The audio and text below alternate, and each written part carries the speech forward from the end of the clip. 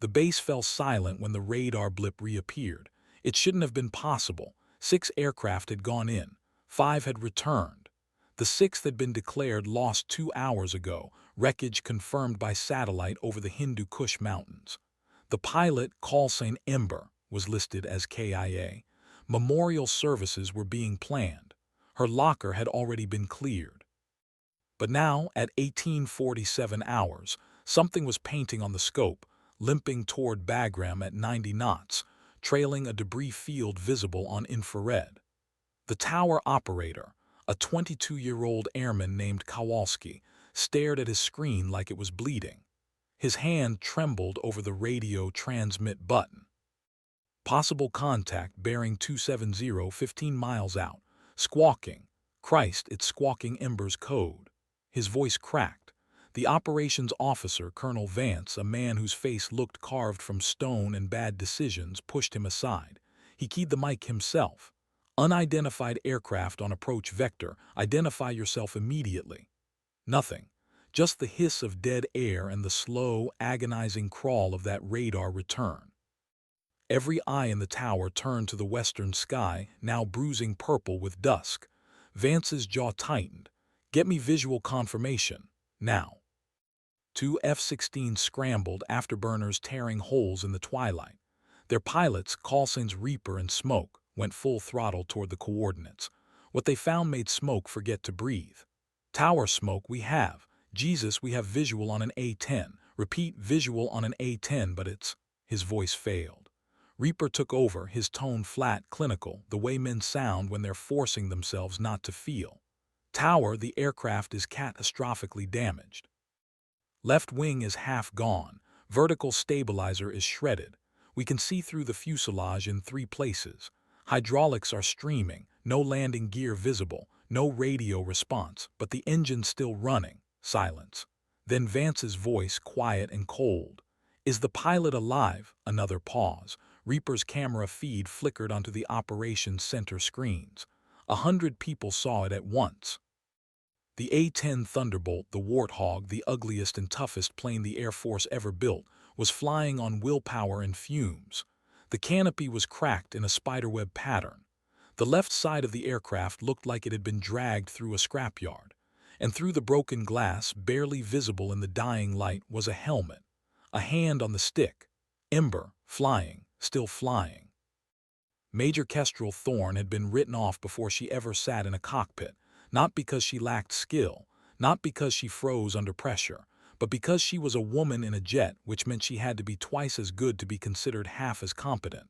Her call sign, Ember, hadn't been a compliment, it was mockery. She'll burn out, they'd said in flight school. She's got fire but no fuel. She'd heard it all, the whispers in the ready room. The jokes about whether she could handle the G-forces, the sleep deprivation, the violence. She'd smiled through it, nodded, and then outflew every single one of them. By the time she earned her A-10 rating, the name had stuck, but the meaning had changed. Ember wasn't a dying flame. She was the thing that wouldn't go out, no matter how hard you tried to smother it. She deployed to Afghanistan 3 times. This was her 4th. She flew close air support, the dirtiest, lowest, slowest mission in modern combat. While F-22s played chess in the stratosphere, A-10 pilots like Kestrel wallowed in the mud with the grunts, taking fire from every goat herder with an AK. The Warthog wasn't elegant. It was a flying tank built around a 30mm Gatling gun that sounded like God tearing fabric. It was slow, ugly, and unkillable, just like her. Today's mission had been routine. A convoy pinned down in the Korangal Valley, taking RPG fire from 3 positions. Kestrel and her flight lead, call sign Hammer, had rolled in low, weapons hot. She'd made 2 gun runs, shredding a tree line in a stone compound, and was pulling up for a 3rd when the sky lit up. Shoulder-fired missile, close range, no warning. She jerked the stick hard left, punched flares, but the Stinger didn't care. It hit her port engine and kept going, tearing through the wing root and exploding inside the fuselage. The jet rolled inverted. Alarms screamed. Hammer's voice filled her headset. Ember, eject now. But she didn't. She couldn't say why. Maybe it was stubbornness. Maybe it was the grunts below, still taking fire. Maybe it was that she'd spent her entire life being told she didn't belong, and she'd be damned if she'd prove them right by quitting. She rolled wings level, felt the controls go mushy, and started flying the dying jet home. Negative, Hammer, I'm still flying. His reply was disbelief wrapped in static. Ember, you're on fire. You're leaving a smoke trail 10 miles long. There's no way, she cut him off. I'll see you at Bagram, Ember out. The A-10 is designed to take damage. Redundant systems, armored cockpit, engines mounted high to avoid ground fire. But design only goes so far. Kestrel's jet had been gutted. The port engine was gone, turbine blades scattered across the valley. The starboard engine was running hot, shaking the airframe like a paint mixer. Hydraulics were leaking, turning the stick into a suggestion rather than a command. She was flying manually, muscles burning, every input a negotiation with physics. The left wing had lost 2 feet of surface area, jagged metal trailing smoke. The fuselage had holes she could fit her fist through. Wind screamed through the cockpit, freezing and loud enough to drown out thought. She'd lost her radio halfway through the mountains, the antenna sheared off by debris. She was alone, deaf, bleeding airspeed and altitude. The Hindu Kush stretched below her like the surface of an alien planet, all shadow and stone. No place to land, no place to eject, just fly, keep flying. Her hands were shaking, not from fear, from cold. The environmental system was dead, and at 12,000 feet the temperature inside the cockpit was below freezing. Her visor had fogged. She'd wiped it clear with a gloved hand, smearing blood she hadn't realized was hers. Something sharp had cut her cheek when the missile hit, a piece of shrapnel or cockpit debris. She didn't remember it happening. Didn't matter. Pain was distant, abstract. Her world had narrowed to 3 things: airspeed, altitude, heading, keep the nose up, keep the engine running, keep moving forward. The mountains passed below in silence. She thought of her father, a Navy pilot, Vietnam. He died when she was 12, his F-4 Phantom shot down over Hanoi. She still had his wings pinned inside her locker. She thought of the men on the ground, the ones she'd saved. She hoped they made it out. She thought of Hammer, circling somewhere above, watching her die. She keyed the radio, knowing it was dead, and whispered anyway, "I'm still here." Bagram Airfield appeared on the horizon like a mirage, lights glowing against the desert floor. Kestrel's vision was tunneling, her arms felt like lead. The engine temperature was redlining, gauges screaming warnings she couldn't hear. She had no landing gear.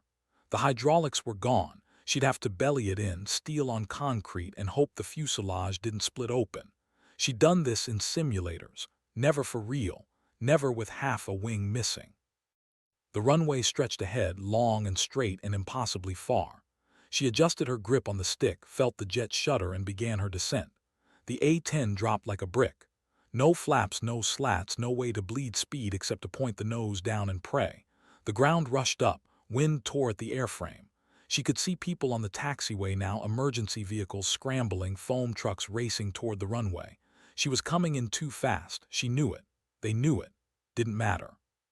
She pulled back on the stick with everything she had, flared the nose, and the Warthog hit the runway at 140 knots. Metal shrieked, sparks fountained. The jet skipped once, twice, then slammed down and started sliding. The friction was immense, apocalyptic. The fuselage groaned. Kestrel's helmet cracked against the canopy frame. Her vision went white. The jet spun 90 degrees, still sliding, tearing a trench in the asphalt. And then, impossibly, it stopped. Smoke poured from the engine. Fuel pooled under the wing. Emergency crews swarmed. Someone was screaming for fire suppression. Someone else was prying the canopy open. Hands reached for her, pulling her free, lowering her to the ground. She tried to stand. Her legs buckled. A medic caught her, shouting something she couldn't hear. She looked back at the A-10, mangled and burning and still somehow whole. She smiled, whispered, "Good girl." The base hospital smelled like disinfectant and regret. Kestrel woke to fluorescent lights and the steady beep of a heart monitor.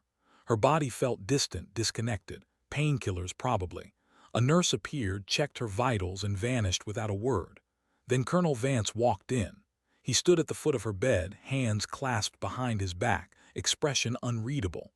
For a long moment he didn't speak, just looked at her like she was a problem he couldn't solve. Finally he said, "You should be dead." Kestrel's throat was dry, her voice came out ragged.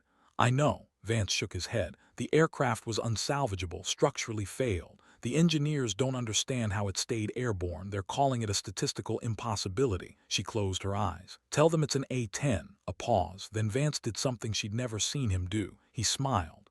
I already did. He pulled a chair over, sat down, and leaned forward. You broke a dozen regulations. You ignored a direct order to eject. You flew a dead aircraft 70 miles through hostile airspace. You could have caused a catastrophic incident. Kestrel met his gaze. But I didn't. Vance nodded slowly. No, you didn't. You saved your aircraft. And you reminded every person on this base what it means to be a pilot. He stood, straightened his uniform, and headed for the door. Before he left, he turned back. Your call's sign, he said. It fits. News of the landing spread like wildfire. By morning, everyone on base knew. The pilot who flew home dead. The A-10 that refused to quit. Ember, the woman they'd written off, had become a ghost story, a legend, a symbol.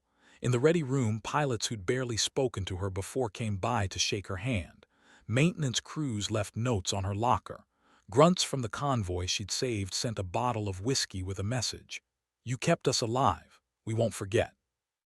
But Kestrel didn't feel like a hero. She felt hollow. She lay in her hospital bed, staring at the ceiling, replaying the flight in her mind. The moment the missile hit, the choice not to eject, the cold, the silence. She'd been so certain she was going to die, and part of her had, not her body, something deeper, the part that needed to prove herself.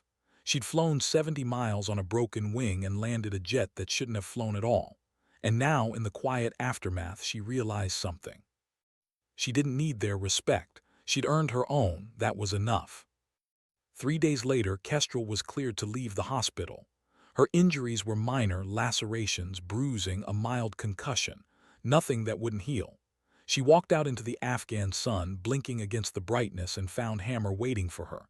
He stood by a Humvee, arms crossed, sunglasses hiding his eyes. When he saw her, he didn't smile, just nodded. Thought you were dead, he said. Kestrel shrugged. Did I? They stood in silence for a while, the kind of quiet that lives between people who have seen the same darkness. Finally, Hammer said, I watched you the whole way, every mile. I kept calling, kept hoping you'd answer. When you didn't, I thought. He trailed off. Kestrel looked at him. I heard you. The radio was dead, but I heard you. It wasn't true, but it felt true, and sometimes that was enough. Hammer nodded. You're grounded, you know, pending investigation. Kestrel laughed, bitter and tired. Of course I am. He grinned. Good. Gives you time to teach the rest of us how the hell you did that. The investigation took 2 weeks. Interviews, debriefs, technical assessments. Kestrel sat through it all with the patience of someone who'd already made peace with the outcome. They wanted to know why she didn't eject, why she ignored orders, why she risked a $50 million aircraft for an ego. She told them the truth. Because I could, because the jet was still flying, because I'm a pilot and pilots bring their aircraft home. The board didn't like that answer. Too vague, too emotional. But they couldn't argue with the results. She'd saved the aircraft, saved herself, completed the mission. In the end, they cleared her. No violation, no reprimands, just a note in her file, exceptional airmanship under extreme duress. Kestrel read it and laughed, exceptional, as if surviving was an achievement, as if she'd had a choice. But maybe that was the point. Maybe courage wasn't about choosing to be brave. It was about refusing to quit when quitting made sense. She returned to flight status a month later. The first time she climbed into a cockpit, her hands shook.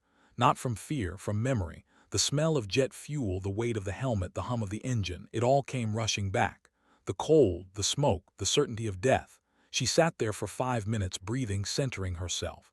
Then she started the engine. The A-10 roared to life, and Kestrel felt something settle in her chest. This was who she was, not a survivor, not a hero, a pilot. She taxied to the runway, cleared for takeoff, and pushed the throttle forward. The jet accelerated, heavy and ungainly and perfect.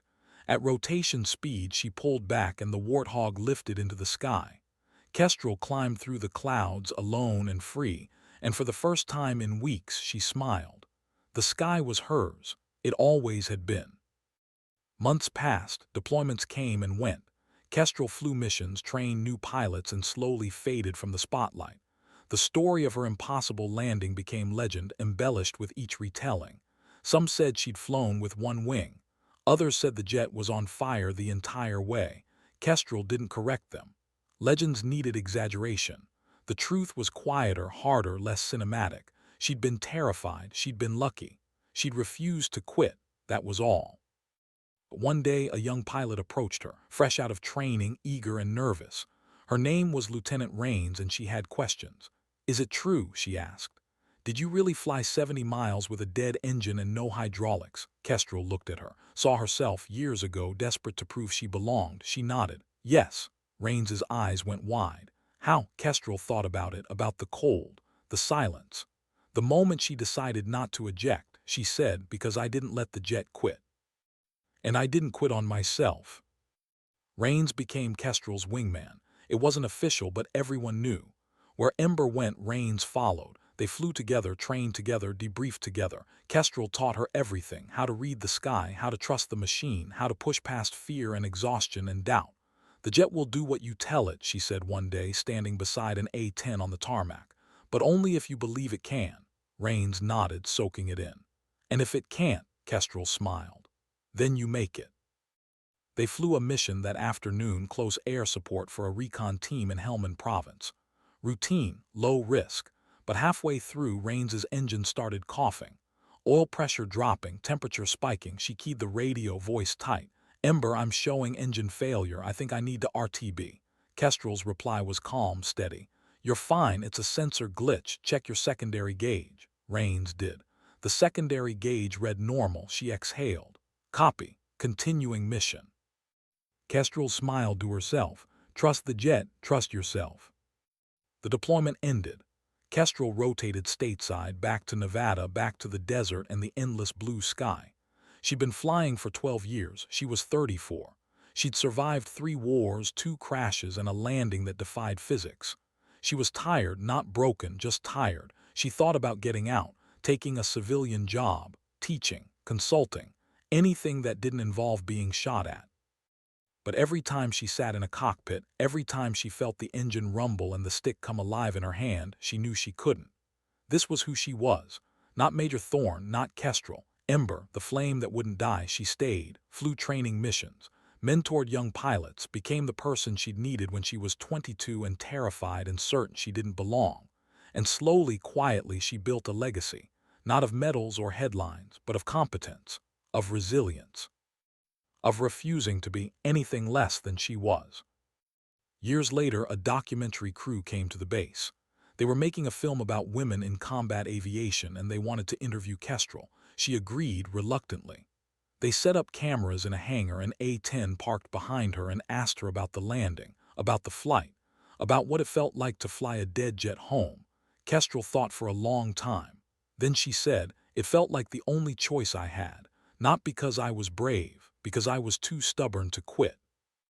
The interviewer pressed, "But you knew you could die. Why didn't you eject?" Kestrel looked past the camera at the A-10, at the sky beyond the open hangar doors. "Because I wasn't done flying." The interviewer smiled. "That's a good line." Kestrel shook her head. "It's not a line, it's the truth." The documentary aired 6 months later. It was watched by millions. Kestrel didn't watch it. She was flying.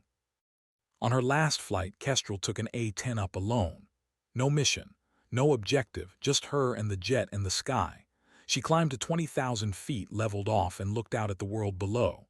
The desert stretched endlessly, golden and empty and beautiful. She thought about her father, about the pilots she'd lost, about the ones she'd saved. She thought about the girl she'd been, desperate to prove herself, and the woman she'd become, who didn't need to prove anything. She keyed the radio, though no one was listening. "Ember, final flight, thanks for the ride." Then she rolled the jet inverted, dove toward the desert, and pulled up hard, the sky spinning, the engine roaring, her heart pounding. She climbed and climbed, higher and higher, until the sky turned dark and the stars appeared. And there, at the edge of space, she leveled off and smiled. She was still flying. She would always be flying. Kestrel Thorne retired at 42. She left quietly, no ceremony, no fanfare. Just a handshake from the base commander and a final salute to the A-10 she'd flown for 2 decades. Her call sign was "Retired with her," an honor reserved for legends. No one would ever be Ember again. She moved to a small town in Montana, bought a house with a view of the mountains, and spent her days reading, hiking, and trying to remember what it felt like to be still. But she couldn't. Stillness didn't suit her. So she started teaching, not at a military academy, at a local high school, physics, math, aviation science. She taught kids who'd never seen a jet up close, who didn't know the difference between a fighter and a bomber. She taught them about lift and drag, about thrust and weight, about the physics of flight. And when they asked if she'd ever flown, she smiled and said, "Once or twice." One student, a girl named Maya, stayed after class one day. She was quiet, intense, the kind of kid who asked questions no one else thought to ask. "Ms. Thorne," she said, "did you ever crash?" Kestrel looked at her, saw the hunger in her eyes, the need to know. She nodded. "Yes." Maya's eyes widened. "What happened?" Kestrel thought about the answer. About the missiles, the fire, the 70-mile flight through hell. She could have told the whole story, could have made it dramatic, cinematic, heroic. Instead, she said, "I kept flying." Maya frowned. "That's it?" Kestrel smiled. "That's everything." Maya thought about that. Then she asked, "Can I be a pilot?" Kestrel looked at her, really looked. Saw herself 25 years ago asking the same question. She said, "If you want it, yes, but it won't be easy. People will doubt you. They'll tell you you're not strong enough, not tough enough, not good enough. And you'll have to prove them wrong every single day." Maya nodded. "I can do that." Kestrel believed her. Years passed. Kestrel grew older, quieter, more content. She didn't miss the cockpit, didn't miss the adrenaline or the fear or the noise, but she missed the sky. So she bought a small Cessna, a two-seater prop plane, and flew it on weekends. Low and slow, over the mountains, over the rivers, over the endless expanse of Montana wilderness. She wasn't chasing anything, wasn't proving anything. She was just flying. And that was enough. One day she got a letter. It was from Lieutenant Rains, now a captain, still flying A-10s. The letter was short. "Dear Ember, I just landed a jet with one engine and no hydraulics. Thought of you the whole way down. Thanks for teaching me not to quit. Rains." Kestrel read it twice. Then she folded it carefully, put it in a drawer, and went outside. The sky was clear. The mountains were gold in the afternoon light. She looked up, smiled, and whispered, "Good girl." Kestrel Thorne died at 78. Heart failure, quick and painless. She died in her sleep in her home, with the mountains outside her window and the sky above her head. Her funeral was small. A few old pilots, some former students, a handful of friends. No military honors. She'd requested that in her will. No fuss. No ceremony. Just a quiet burial in a quiet cemetery. But word spread. And on the day of her funeral, something unexpected happened. A-10s appeared in the sky. 4 of them flying in formation, low and loud. They passed over the cemetery, engines roaring, and as they did, one peeled off. The missing man formation, a tribute, a goodbye. The jets climbed into the sky higher and higher until they were just specks against the blue. And then they were gone. The mourners stood in silence, watching. Then someone whispered, "She would have loved that." And they were right. Her legacy lived on, not in medals or monuments, but in the pilots she'd trained, the students she'd taught, the people who'd heard her story and refused to quit. Maya, the girl from her class, became a pilot, flew fighter jets, then test aircraft, then eventually became an astronaut. She carried Kestrel's wings with her, pinned inside her suit, on every mission. When asked about her inspiration, she always said the same thing. "A teacher once told me that flying isn't about the machine. It's about refusing to quit." I've never forgotten that. Other pilots told the story of Ember, the woman who flew a dead jet home, the legend who wouldn't die. It became a tale told in ready rooms and briefings, a reminder that competence and courage weren't about strength or size or gender. They were about will, about heart, about the refusal to accept failure. And slowly, over the years, the military changed. More women flew, more were respected, more were given the chance to prove themselves. It wasn't perfect, but it was better, and Kestrel would have been proud. Decades after her death, the Smithsonian opened an exhibit on women in military aviation. The centerpiece was an A-10 Thunderbolt, not just any A-10, Kestrel's, the jet she'd landed that day in Afghanistan, patched and restored and preserved. Visitors walked around it, staring at the scars, the missing chunk of wing, the holes in the fuselage, the cracked canopy. Plaques explained the story, the mission, the missile, the impossible flight home. And at the center of the exhibit in a glass case were her wings, the ones her father had worn, the ones she'd carried, the ones that symbolized everything she'd been: a pilot, a teacher, a legend. Children pressed their faces to the glass asking questions. Adults stood in silence, awed, and somewhere in the space between memory and myth, Kestrel smiled. She kept flying, and she always would. I remembers. Long after the jets are grounded, long after the pilots are gone, the sky remembers. It remembers the roar of engines and the streak of contrails. It remembers the courage of those who dared to leave the ground. It remembers Ember, the flame that wouldn't die, the pilot who flew home. And on clear nights when the stars are bright and the wind is still, people look up and see the same sky she saw, the same endless blue, the same freedom. And they remember her, not because she was perfect, not because she never failed, but because when the world told her to quit, she kept flying.